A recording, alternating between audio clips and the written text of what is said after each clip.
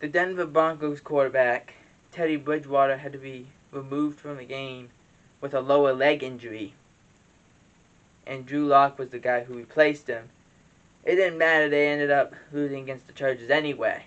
Which, who are the Chargers at this point? Are they a good team, a bad team, a mediocre team, a team that plays up to the competition, down to the competition? But Drew Lock had to play to replace Teddy Bridgewater. So, COVID is obviously a big deal. COVID-19 is a very rough situation that we're all going through at this point. For the Cowboys, it's been extremely rough over the last 11, 12 days, especially through the whole season, as another guy, or another two people, get COVID, as Terrence Steele got COVID and tested positive yesterday. He is to miss the Saints game. But also, a major one is Mike McCarthy.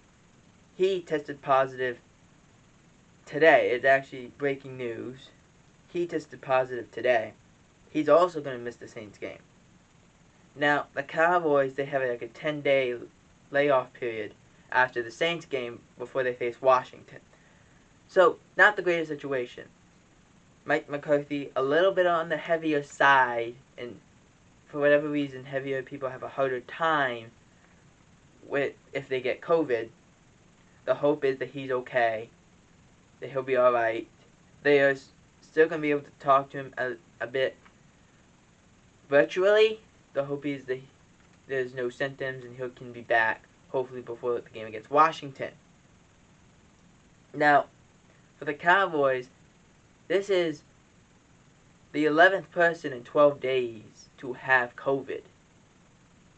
So there is an outbreak in the Cowboys organization as we speak. The hope is that no one else gets it, but the Cowboys have lost their offensive line coaches, their strength and conditioning coaches, offensive assistant Scott Tolzien also has it. Now Mike McCarthy has it. Terrence Steele has it. Amari Cooper is coming back today from COVID. It's getting rough for the Cowboys that they are losing a lot of guys to COVID at this point. But no one bigger than Mike McCarthy, as he is the head coach. Now, an interim head coach has not been named. The Cowboys are going to probably take their time with it. I suspect this afternoon, probably even into Tuesday, we will have an answer. But right now, I think these are the four options that they do have. And that's offensive coordinator Kellen Moore, defensive coordinator Dan Quinn, special teams coordinator John Fossil, who we'll get to in a minute, and assistant head coach Rob Davis. Now, a lot of you have not heard about Rob Davis. Rob Davis has always been Mike McCarthy's right-hand man, not as an offensive coordinator, but as his assistant head coach. I truly believe they're not going to give Kellen Moore and Dan Quinn that responsibility, not because they couldn't do it, but because they don't really want them to be forced to diverse their play calling duties, because there is a lot to hold on to. I actually think it's going to be between Fossil and Davis as the two guys. And I would not be surprised if it's either one of them, but especially if it's Rob Davis who's named the interim. Because he is the assistant head coach, but also he doesn't really have to worry about a whole lot anyway. And that Kellen Moore could say, yeah, we want to go for it on fourth down. Or we should go for it on fourth down. Instead of having to, I guess, they could, but Kellen Moore's a good play caller. You don't want Doug Nussmeier having to call the plays, the quarterback coach. You just want to keep it as simple as you can. So, I predict, though, it's between Fossil and Davis.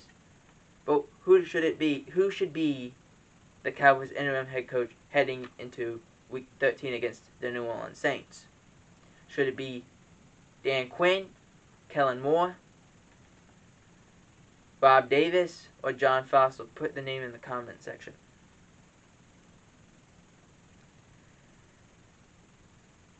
Jaguars tight end Dan Arnold suffering a grade 2 MCL sprain to miss anywhere between 4 to 6 weeks. It could even be season ending.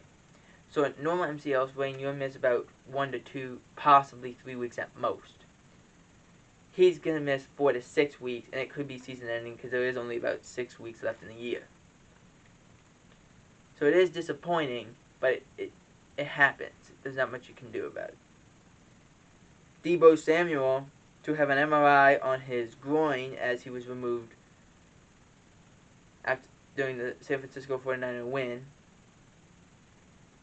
He's expected to miss some time, but all in all, probably the best that you could have is that he only misses a game or two. Jack Conklin, the offensive tackle for the Cleveland Browns, is feared to have suffered a parietal tear, which would take him out for the year. He had missed 3 games with an elbow injury, a dislocated elbow. Now he could be out for the whole year, which is not good for Baker Mayfield.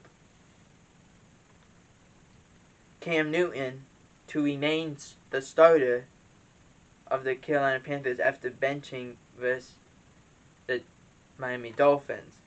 I think that's a smart move. Besides him is P.J. Walker. You're not going to give Sam Darnold the chance to go back in there. This is the best move you can make.